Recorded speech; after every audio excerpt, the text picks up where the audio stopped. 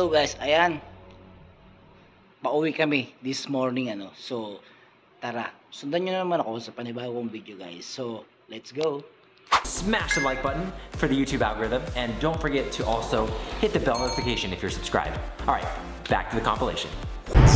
Parang palala traffic ngayon Ayan. December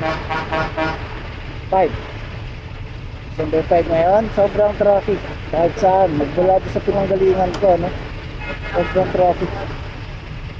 Ayun may langgabis ka sa taas, may nakatutok kabilaan.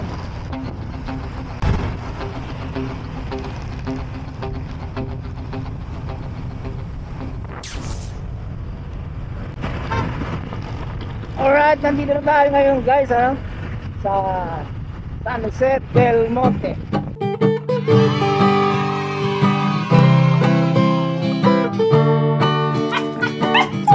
Hello. Maingay mo ha? Palagi pala ako maingay ka na ha?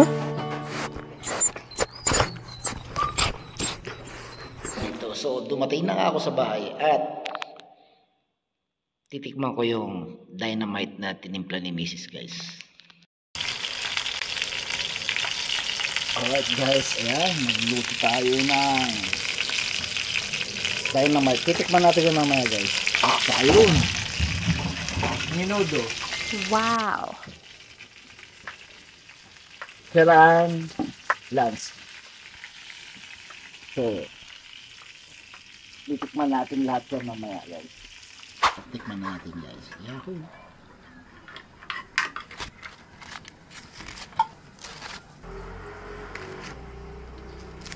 Titikman na natin guys. Ano kayang lasa nito? Manghang kaya? So mainit-init pa. So kailangan natin palamin ng konti. First bite. Second bite. Init pa. Init pa. Itong malaki parang manghang.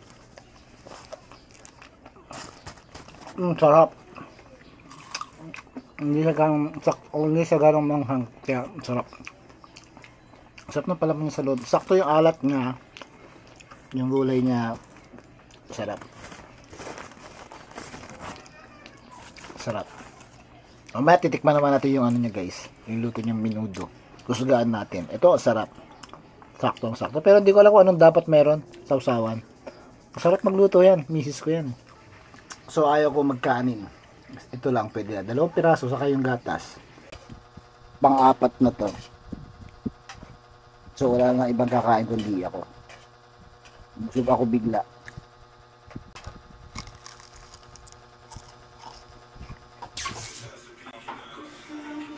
Alright guys, tulog na tayo guys.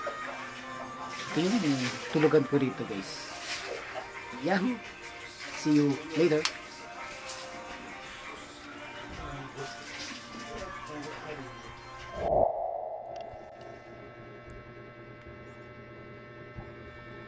Ayan, 1:32 na guys.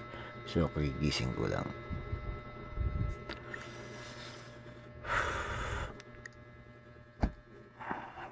Kain tayo ng lens.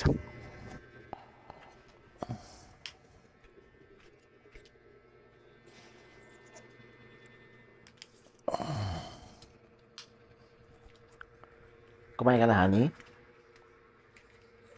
Gutom na ni. Ay, panda. Kumain ka na, baby? Ha? Ayan, kain muna ako, guys.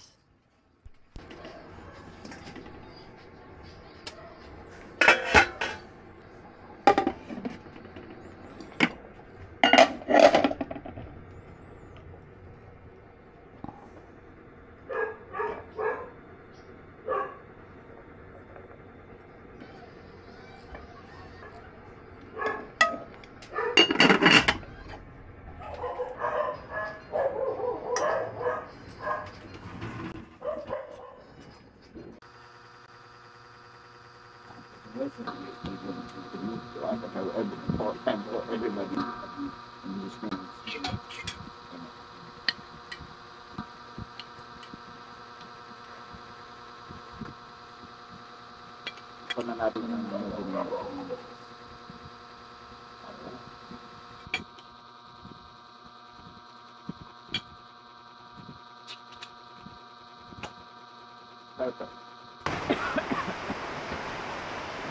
Ayan, naka-ready na ako. Ready na sana akong papasok, buti na lang umulan. At bigla kong naalala yung kalendaryo, asin ko pa lang noon. Kaya wala akong pasok today.